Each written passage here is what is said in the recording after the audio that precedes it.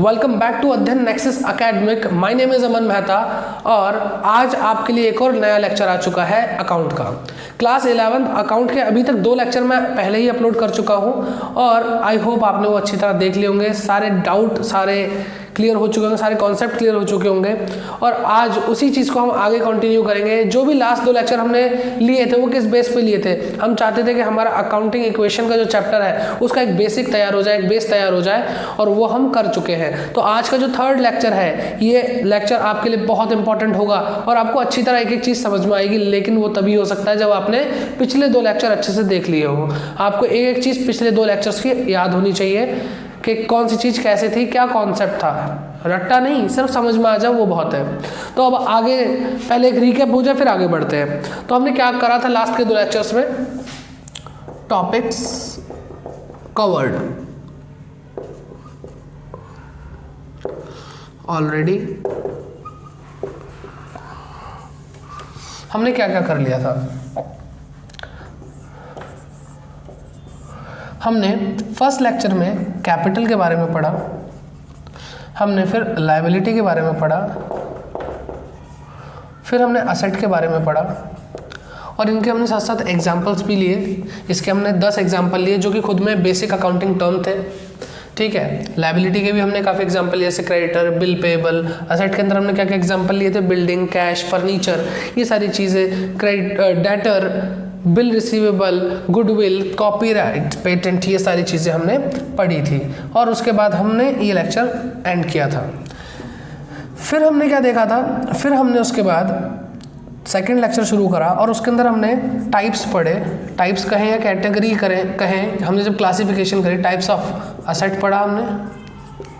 फिर हमने types of liability पढ़ा। देन हमने क्या पढ़ा, हमने बेसिस ऑफ अकाउंटिंग पढ़ा, कैश बेसिस और एक्रूअल बेसिस। उसके बाद हमने एक्सपेंस पढ़ा, फिर हमने इनकम पढ़ा और इसी के साथ हमने आउटस्टैंडिंग एक्सपेंस, एडवांस एक्सपेंस पढ़ा और इनकम में हमने एडवांस इनकम और एक्रूड इनकम पढ़ा। फिर जाते जाते हमने ड्राइंग के बारे में थोड़ा समझा, ड्राइंग क्या होती है, और लास्ट में हमने देखा डेप्रिसिएशन के बारे में। यहाँ तक हम पढ़ चुके थे और मुझे ये उम्मीद है कि आप दोनों लेक्चर देखने के बाद ही ये तीसरा लेक्चर देख रहे हैं और आपको एक एक चीज़ इनमें से सबको समझ में आ गया होगा। नहीं समझ में आया हो, उसी वीडियो के नीचे कमेंट सेक्शन है, वहाँ पे आप लिखिए, डाउट पूछिए, आपको रिप्लाई जल्द से जल्द मिल जाएगा। और ये जो वीडियो है आपको कहाँ मिलेगी, ये अध्ययन नेक्सस एकेडमिक के चैनल पे ही मिलेगी। वहाँ जाएँ, आपको दोनों अकाउंट की पिछली वीडियो मिल जाएगी और मैं इसको एक प्लेलिस्ट बना रहा हूँ, वहाँ पे क्लास 11 की अकाउंट की पूरी प्लेलिस्ट बनने वाली है। उसके अंदर मैं एक एक करके जैसे लेक्चर अपलोड करता रहूँगा मैं ऐड करता रहूँगा और डिस्क्रिप्शन के अंदर भी आपको बाकी 2 जो वीडियो है उनकी लिंक मिल जाएंगे। ओके, तो अब हम शुरू करते हैं आगे की कहानी। हमें पढ़ना क्या है, हमने ये सारी मेहनत करी है अकाउंटिंग इक्वेशन चैप्टर के लिए। अकाउंटिंग इक्वेशन,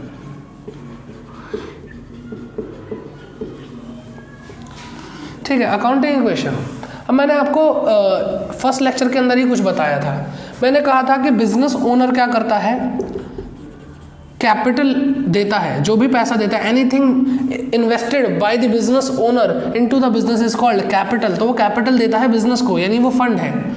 और अगर कुछ पैसा और कम पड़ जाता है तो बाकी हम क्या करते हैं, हम उधार लेते हैं, यानी हम अपनी लायबिलिटी क्रिएट कर लेते हैं। इन दोनों चीज़ों से हमें क्या मिलता है, बिजनेस को क्या मिलता है, फंड मिलते हैं, फंड्स, या फिर आप कहो मनी।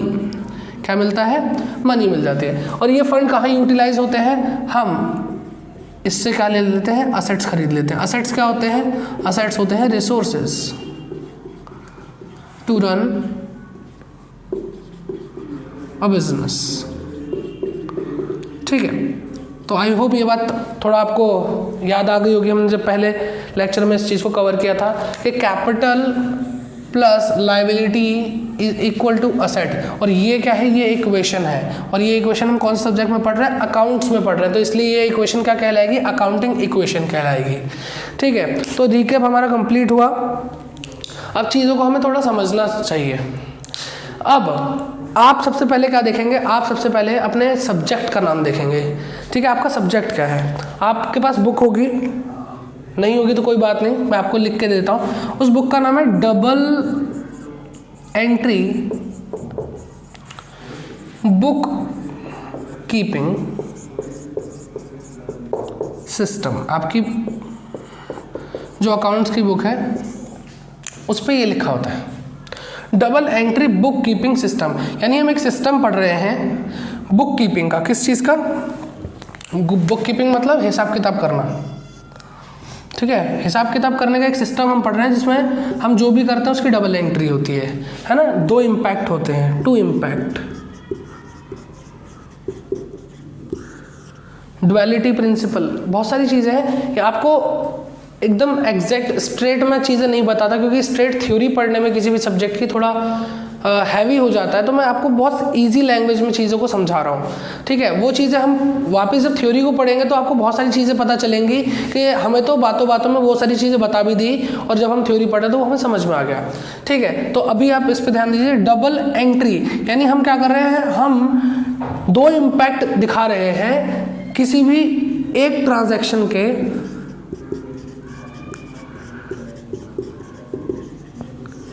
ठीक है, तो ये चीज़ हमें समझ में आनी चाहिए, तब जाके हम अकाउंटिंग क्वेश्चन करेंगे। ठीक, अब क्या करना है, अब पहले इसको मिटाना है और कुछ समझना है। और वो क्या समझना है, देखो ज़रा ध्यान से। हाँ जी, गेट रेडी। तो डबल इम्पैक्ट पढ़ने वाले हैं, जो भी हम अकाउंट्स में करने वाले हैं उसके क्या पढ़ने वाले हैं, डबल इम्पैक्ट। 2 चीज़ होंगी, काम एक होगा, इम्पैक्ट 2 होंगे। एक काम 2 असर। देखो कैसे, जैसे हमने देखा था कि एक बिजनेसमैन जो भी बिजनेस को देता है वो कैपिटल कहलाती है। तो सपोज इस बिजनेसमैन के पास कैश था और वो कैश मान लो 1 लाख रुपए, 1 लाख रुपीस था, और वो उसने इसको दे दिया, तो वो कैश क्या कहलाएगा, कैपिटल कहलाएगी। ठीक है, अब हम अकाउंटिंग किसके पॉइंट ऑफ व्यू से करते हैं, हम बिजनेस के पॉइंट ऑफ व्यू से अकाउंटिंग करते हैं। ठीक है, अकाउंटिंग करेंगे तो किसका व्यू देखेंगे, बिजनेस का पॉइंट ऑफ व्यू देखेंगे।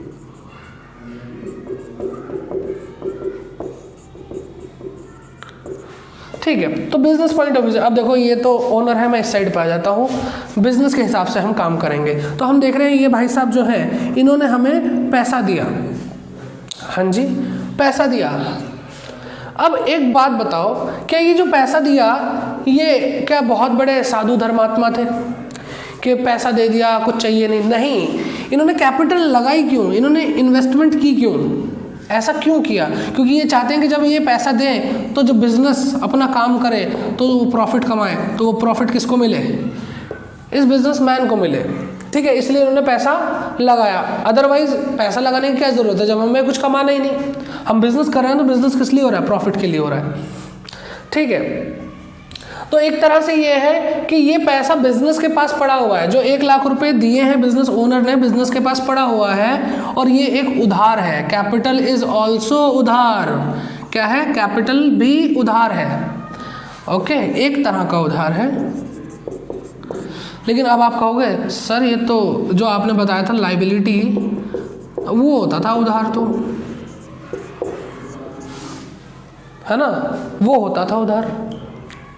मैंने कहा बात तो ठीक है, तो देखते हैं अभी क्या, एक छोटा सा चार्ट बना लेते हैं, आपको समझ में आएगा। और मैं फिर से एक बार मेंशन कर देता हूँ, जब भी आपको कुछ नोट करना हो वीडियो को पॉज करें और नोट कर लीजिए, क्योंकि मैं वीडियो को लेंथी नहीं बनाना चाहता, आपको टाइम देकर कि आप नोट करेंगे और मैं खाली रहूँगा। ठीक है, तो मैं रुकूंगा नहीं, बस आप पॉज कर सकते हैं, मेरे को आप है ना वीडियो में तो रोक ही सकते हैं, वैसे तो मुश्किल है।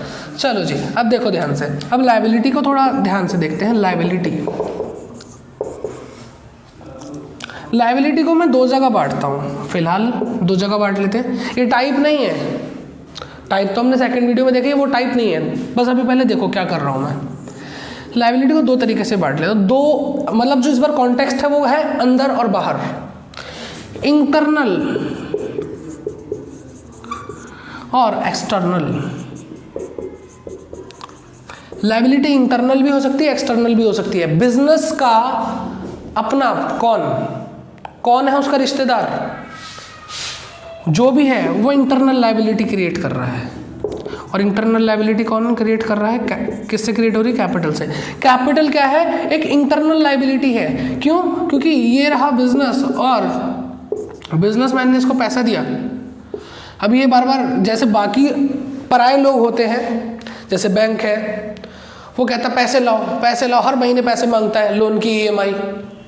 ये ऐसे नहीं करता, ये अच्छा होता है, इसका तो खुद का बिजनेस है ना, तो ये अपने होते हैं, है ना। तो इसलिए ये इंटरनल लायबिलिटी में आती है। कैपिटल क्या आती है, इंटरनल लायबिलिटी में आती है। एक्सटर्नल लायबिलिटी में क्या आती है, एक्सटर्नल लायबिलिटी का एग्जांपल मैं लिखता हूँ, जैसे bank loan, creditors, bill payable, ये सारे क्या है, एग्जांपल्स हैं एक्सटर्नल लायबिलिटी के। तो इसलिए ध्यान रखो कि हम लायबिलिटी, जो इंटरनल लायबिलिटी है उसको कैपिटल कहते हैं, तो इसको कभी हम इंटरनल लायबिलिटी नहीं बोलेंगे, इसको सिर्फ कैपिटल ही बोलेंगे। और एक्सटर्नल लायबिलिटी को कभी भी एक्सटर्नल लायबिलिटी नहीं, सिर्फ एक नाम देंगे, क्या बोलेंगे, लायबिलिटी। ठीक है, जब भी आप लायबिलिटी देखें तो आपको समझ में आना चाहिए ये एक्सटर्नल के बारे में बात कर रहे हैं, एक्सटर्नल लायबिलिटी के बारे में बात कर रहे हैं। और कैपिटल अगर आप देखें तो आपको समझ में आना चाहिए कैपिटल एक इंटरनल लायबिलिटी होती है। ठीक है, तो ये चीज़ आपको समझ में आ गई।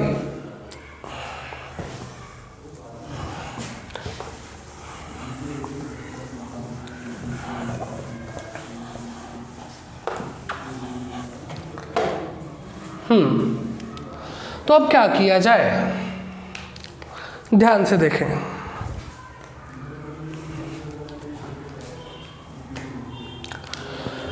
फिर से बनाते हैं वही डायग्राम। इसने क्या दिया, कैश दिया 1 लाख रुपए। अब बिजनेसमैन जो भी देता है, जो भी बिजनेसमैन दे रहा है, ये 1 लाख रुपए बिजनेस के लिए क्या है, कैपिटल है ना। तो बिजनेस के पास एक कैपिटल नाम की चीज़ आ गई, एक इंटरनल लायबिलिटी क्रिएट हो गई। ठीक है, लेकिन उसको एक चीज़ और मिली, अगर ध्यान से देखा जाए तो ये कैपिटल के रूप में जो मिला वो क्या था, वो था कैश। कैश क्या, अभी याद होगा आपको, कैश हमने पढ़ा हुआ है ना। कैश कहाँ पे पढ़ा है, कैश एक असेट होती है, तो हमारी एक असेट भी बढ़ गई जिसको हम क्या बोलते हैं, कैश। कैश क्या है, असेट है। तो कैपिटल लगाने पे 2 इम्पैक्ट दिखाई दे रहे हैं आपको, एक कैपिटल भी बढ़ रही है और कैश भी बढ़ रहा है। यानी एक तरफ लायबिलिटी बढ़ रही है, यानी एक तरफ इक्वल के इस साइड वाली जगह आप दिख रही होगी, एक तरफ तो ये चीज़ बढ़ रही है और एक तरफ ये चीज़ भी बढ़ रही है, असेट भी बढ़ रही है। तो एक ट्रांजैक्शन हुई कैपिटल इंट्रोड्यूस करने की, बिजनेस स्टार्ट करने की, उस ट्रांजैक्शन के 2 इम्पैक्ट आपको दिख गए। ठीक है, अब आपको मैं एक एक करके ऐसे ही चीज़ें दिखाने वाला हूँ, उसके बाद हम एक क्वेश्चन भी करके देखेंगे। तो अभी तो हमने कैपिटल लगाई, तो कौन से 2 इम्पैक्ट दिखते हैं वो हमने देख लिए। अब हम देखते हैं कि अगर हमने बिजनेस स्टार्ट कर दिया है कैपिटल लगा करके, तो उसके बाद मान लो हमने और क्या करा तो क्या हुआ होगा। अब देखो हमने ना क्या करा, बिजनेस ने क्या करा, परचेज्ड अ बिल्डिंग। सपोज बिल्डिंग परचेज करी ₹5 लाख, 5 लाख की बिल्डिंग खरीदी। ठीक है, तो 5 लाख की अगर बिल्डिंग खरीदी तो हुआ क्या, 2 इम्पैक्ट के बारे में बात करते हैं। असेट बढ़ी, बिल्डिंग एक असेट है तो बिल्डिंग ऐड हो गई, है ना। असेट कॉलम के अंदर बिल्डिंग इंक्रीज हो चुकी है और हमने 5 लाख रुपए पे भी करे होंगे। तो 5 लाख रुपए या तो हमने बैंक से पे करे होंगे या कैश दिए होंगे। नॉर्मली इतनी बड़ी रकम हम बैंक से ही पे करते हैं, तो हमारा बैंक कम हुआ होगा, माइनस हुआ होगा, है ना। तो बैंक को हमने क्या कर दिया, माइनस कर दिया। 2 इम्पैक्ट फिर से दिखे हमें। इम्पैक्ट प्लस का भी हो सकता है, माइनस का भी हो सकता है। ठीक है, धीरे धीरे हम समझते चले जाएंगे, आपको बहुत अच्छी से अंडरस्टैंडिंग बढ़ जाएगी इस चीज़ पे। ठीक है, एक और ट्रांजैक्शन को देखें, एक और ट्रांजैक्शन,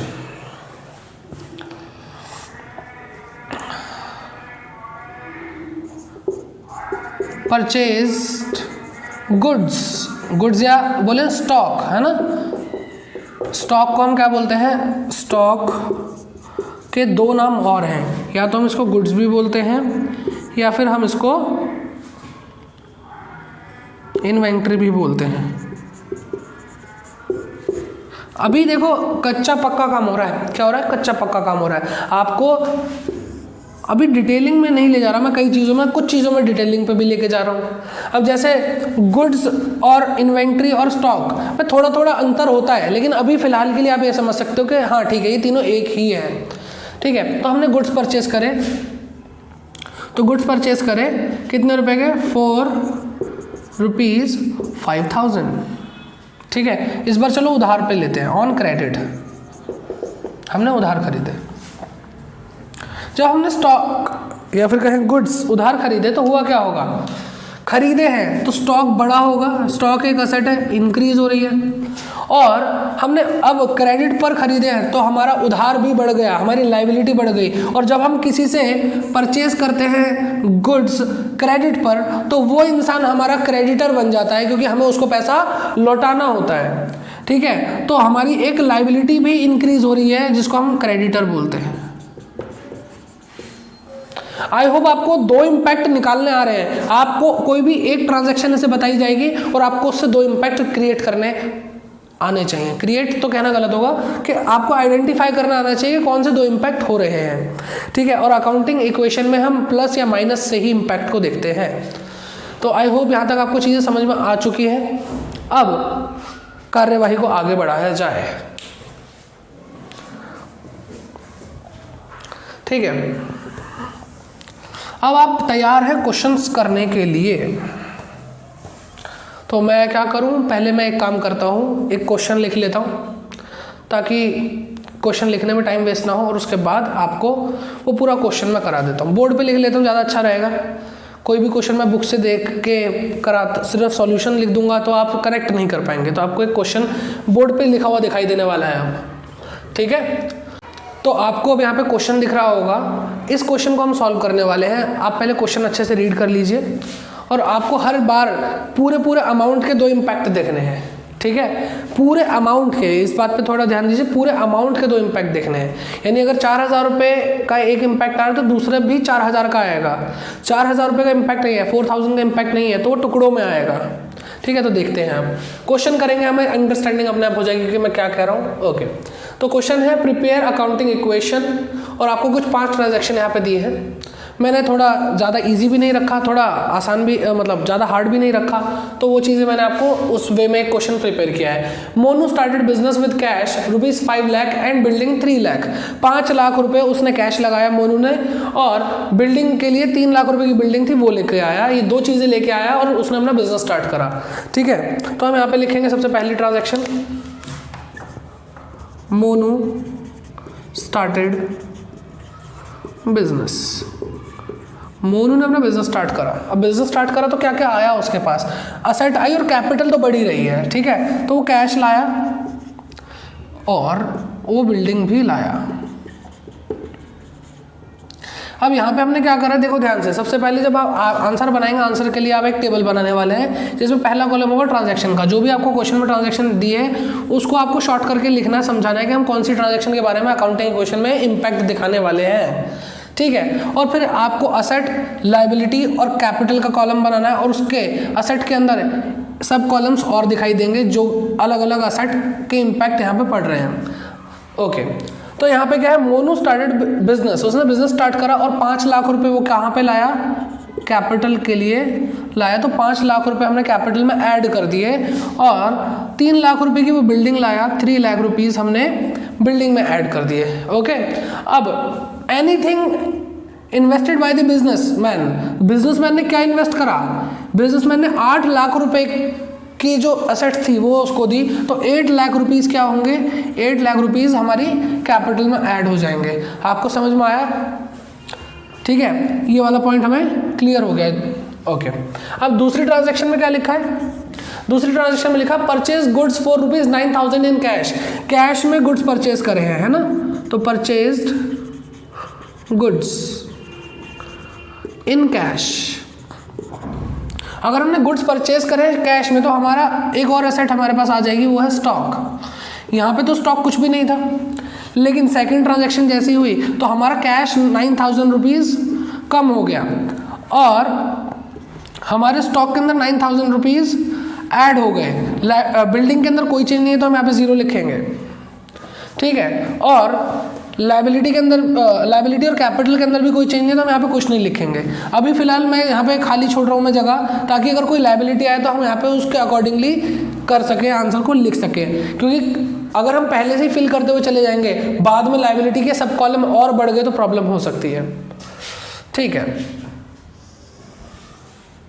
और जब हमने 2 ट्रांजैक्शन लिख दी तो अब इनको हम टोटल करके एक न्यू इक्वेशन बनाने वाले हैं, ठीक है। तो न्यू इक्वेशन हर बार बनाएंगे हम, न्यू इक्वेशन।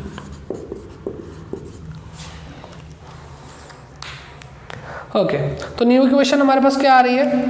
न्यू इक्वेशन आ रही है हमारे पास 5 लाख में से 9,000 अगर माइनस करेंगे तो 4,91,000 रुपीज़ आ जाएंगे। हमारे पास 3 लाख की बिल्डिंग अभी भी है और हमारे पास 9,000 का स्टॉक आ चुका है, ठीक है। ओके, और यहाँ पे हमारे पास क्या है? यहाँ पे हमारे पास 8 लाख रुपीज़ की कैपिटल है। जब भी हम अकाउंटिंग इक्वेशन बनाएं, न्यू अकाउंटिंग इक्वेशन जब भी हम लिखें तो यहाँ का टोटल और इक्वल के उस साइड का टोटल करके देखेंगे, दोनों इक्वल आने चाहिए, ठीक है। अगर कुछ इक्वल नहीं आ रहा है तो हमने कहीं ना कहीं गलती करी है और हमारा क्वेश्चन जो है, हमारा जो आंसर है जो वो गलत हो रहा है, ठीक है। तो आगे देखते हैं। थर्ड ट्रांजैक्शन पे आता है पेड सैलरी 5,000 रुपीज़। बहुत इंपॉर्टेंट क्वेश्चन है, बहुत इंपॉर्टेंट पॉइंट है, इसको ध्यान से देखना। Paid salary and still outstanding salary,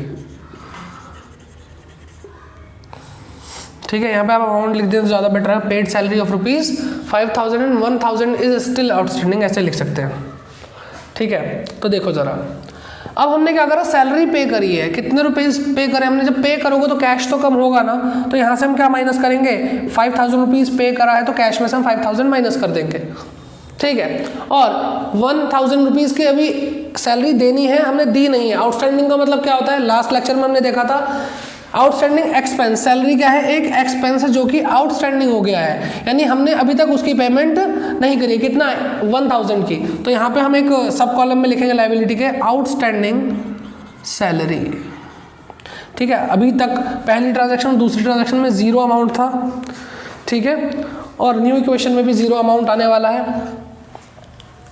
लेकिन अब 1,000 रुपीज़ हमारे आउटस्टैंडिंग हो चुके हैं जैसे ही हमने थर्ड ट्रांजैक्शन को देखा। अच्छा जी, अभी इम्पैक्ट पूरा नहीं हुआ। अब यहाँ पे एक चीज़ ध्यान रखना, कैपिटल। कैपिटल के अंदर से कुछ गिनी चुनी चीज़ें माइनस होती है और प्लस होती हैं, उसके बारे में मैं आपको बताता हूँ। 3 चीज़ें प्लस होंगी, 3 चीज़ें माइनस होंगी, ये हमेशा ध्यान रखना बहुत इम्पॉर्टेंट है, ठीक है। 3 चीज़ें प्लस, 3 चीज़ें माइनस होने वाली हैं। क्या प्लस होगा, जब भी हम एडिशनल कैपिटल लाएंगे वो ऐड हो जाएगी। क्योंकि ऐसा तो नहीं है ना, हमने बिजनेस में एक बार पैसा लगा दिया तो दोबारा पैसा लगाने की जरूरत नहीं पड़ती। हो सकता है कि हमें और रिक्वायरमेंट हो तो हम दोबारा से कैपिटल लगा सकते हैं, ठीक है। जरूरी नहीं सिर्फ स्टार्टिंग करते वक्त ही बिजनेस में कैपिटल आती है, दोबारा भी कैपिटल आ सकती है, उसको हम एडिशनल कैपिटल बोलते हैं। तो वो कैपिटल ऐड होती है, ठीक है। और क्या ऐड होता है, प्रॉफिट ऐड होते हैं। इनकम अगर कोई होती है तो वो भी कैपिटल में ही ऐड होती है। और जस्ट अपोजिट करते जाओ, एडिशनल कैपिटल यानी बिजनेस में पैसा लगाया, अब अगर बिजनेस से निकालेंगे तो ड्राइंग होगा, तो ड्राइंग हमेशा माइनस होगी, लॉसेस हमेशा माइनस होंगे, और इनकम अगर प्लस हो रही तो एक्सपेंसेस भी क्या होंगे, माइनस होंगे, ठीक है। तो ये चीज़ें आपको पता चल गई। अब देखो जरा इस पॉइंट पे वापस आ जाते हैं। तो अब हमें देखना है कि 5,000 रुपये की सैलरी पे कर दी और 1,000 की नहीं करी, तो टोटल सैलरी पे कितनी करनी थी? टोटल सैलरी हमें 6,000 रुपीज़ पे करनी थी। इसका मतलब क्या है कि जो हमारा एक्सपेंस है सैलरी का वो 6,000 है, और एक्सपेंसेस कहाँ से माइनस होते हैं? कैपिटल में से माइनस होते हैं। तो मैं 8 लाख में से 6,000 माइनस कर दूंगा, और अब हमारे इस ट्रांजैक्शन के सारा जो जितना भी इम्पैक्ट है वो हम यहाँ लिख चुके हैं। तो अब फिर से न्यू इक्वेशन बनेगी, ठीक है। तो अब 4,91,000 में से 5,000 अगर हम और माइनस करेंगे तो 4,86,000 आएगा। और यहाँ पे पहले मैं लिख दूं न्यू इक्वेशन।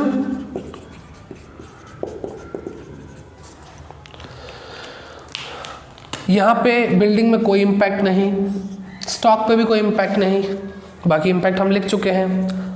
तो यहाँ पे क्या आ जाएगा? 3 लाख रुपीज़ हमारी बिल्डिंग आएगी, प्लस 9,000 हमारा स्टॉक आएगा, 1,000 के हमारे आउटस्टैंडिंग सैलरी आएगी, और 8 लाख में 6,000 माइनस करेंगे तो 7,94,000 रुपीज़ की हमारी अब कैपिटल आएगी, ठीक है। तो आपको यहाँ पे इक्वल टू का साइन जैसे ये है यहाँ पे लगाना है, और अब आप देख सकते हैं इधर प्लस करो और इधर प्लस करो, ये दोनों अमाउंट बराबर आने चाहिए। यानी इधर अगर हम टोटल करें तो 7,95,000 आ रहा है दोनों को टोटल करके, और इधर अगर हम टोटल करते हैं तो भी 7,95,000 आना चाहिए, ठीक है। आप एक बार मैच करके देख सकते हैं। हाँ जी, अब आगे बढ़ते हैं फोर्थ ट्रांजैक्शन की ओर। Sold goods costing ₹3,000 4 rupees 3,400। Fourth point, sold goods costing ₹3,000 4 rupees 34,000 in cash, ठीक है। तो देखो यहाँ पे इसका मतलब समझो, फोर्थ पॉइंट का मतलब है कि हमने जो गुड्स बेचे उसकी कॉस्ट थी 3,000 रुपीज़, लेकिन वो जो बेचे हैं वो 3,400 के बेचे हैं, क्योंकि जो हमें कॉस्ट आ रही है उससे ज़्यादा का ही तो बेचने के लिए हमने बिजनेस करा है ताकि हम प्रॉफिट कमा सकें। तो यहाँ पे आपको दिख रहा होगा कि इसके अंदर हमने 400 का प्रॉफिट क्रिएट किया है, ठीक है। तो हमें पैसे कितने मिल रहे होंगे? हमें पैसे मिल रहे होंगे 3,400, ठीक है। तो कैश कितना बढ़ेगा? 3,400, हमने ऐड कर दिया 3,400। स्टॉक कितने का गया? 3,400 ना, स्टॉक गया 3,000 रुपीज़ का। तो स्टॉक में से कितना माइनस होगा? 3,000 रुपये माइनस हो जाएगा। बिल्डिंग पे नो इम्पैक्ट, ठीक है। अब क्या करें? स्टॉक इतना गया, कैश इतना आया, 4,000 का प्रॉफिट हुआ। हमें यहाँ पे दिख रहा है कि अगर प्रॉफिट होगा तो कैपिटल में ऐड करेंगे, तो हमने 400 रुपीज़ कैपिटल में ऐड कर दिए, और आउटस्टैंडिंग सैलरी पे नो इम्पैक्ट, ठीक है। तो अब फिर से न्यू इक्वेशन, ये बार बार हमें करते रहना है, ठीक है। जैसे ही कुछ हुआ न्यू इक्वेशन।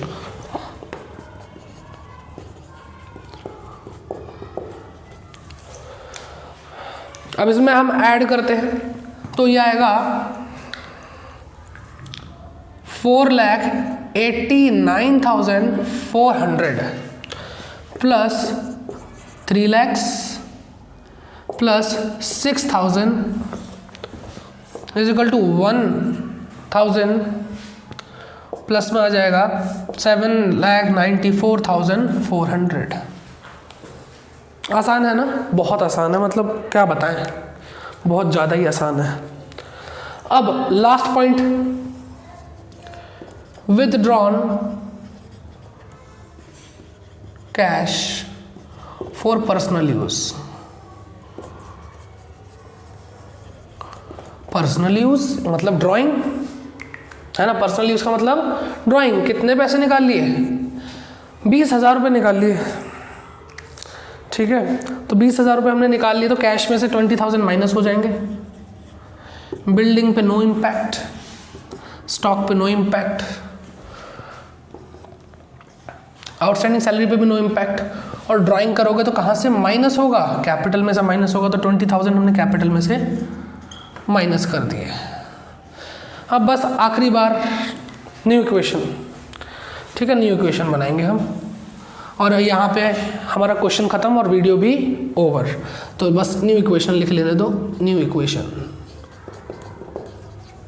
न्यू इक्वेशन क्या आ रही है, 4,89,400 में से 20,000 अगर हम माइनस करेंगे तो 4,69,400 बचा। यहाँ पे 3 लाख की बिल्डिंग है और 6,000 का स्टॉक है। आउटस्टैंडिंग सैलरी हमारे पास 1,000 है और यहाँ पे 7,94,400 में से 20,000 माइनस करेंगे तो हमारे पास आएगा 74,400। ठीक है, ये आपको एक छोटा सा सैम्पल क्वेश्चन मैंने आपको कराया है, आपको समझ में आ गया होगा और हमने अकाउंटिंग इक्वेशन की शुरुआत कर ली है अच्छे से। ठीक है, और आई थिंक कैमरे के फ्रेम में आ रहा होगा, नहीं आ रहा होगा, यहाँ तक तो आपको दिख ही रहा होगा। तो फिर आप क्या करना, थोड़ा टोटल कर लेना। हाँ जी, तो आपको कोई भी डाउट है, मैंने आपको अकाउंटिंग इक्वेशन की शुरुआत करा दी है, सारा बेसिक हमने क्लियर कर लिया था। कहीं पे भी कोई भी डाउट लगता है, कमेंट सेक्शन आपके लिए ओपन है, कभी भी डाउट पूछें और जितना जल्दी हो सकता है मैं आपको उसका रिप्लाई ज़रूर करूँगा। ठीक है, और आपके पास बुक ज़रूर होगी तो उसके अंदर से कुछ क्वेश्चन उठाएं और उसकी प्रैक्टिस करना शुरू कर दें। कोई भी पॉइंट आता है तो मैं धीरे धीरे और क्वेश्चन की प्रैक्टिस करवाने वाला हूँ। मैं और क्वेश्चन अगली लेक्चर के अंदर हम क्या करेंगे, और क्वेश्चन को सॉल्व करके देखेंगे, अलग अलग पॉइंट्स। अभी हमने जैसे यहाँ पे विथड्रॉन का यूज़ कर लिया, जो हमने ड्राइंग का पॉइंट करा, हमने पेड सैलरी और आउटस्टैंडिंग सैलरी का भी एक बार पॉइंट कर लिया। मैं डिफरेंट पॉइंट वाले क्वेश्चंस आपके सामने लेकर आऊंगा और उसको सॉल्व करेंगे।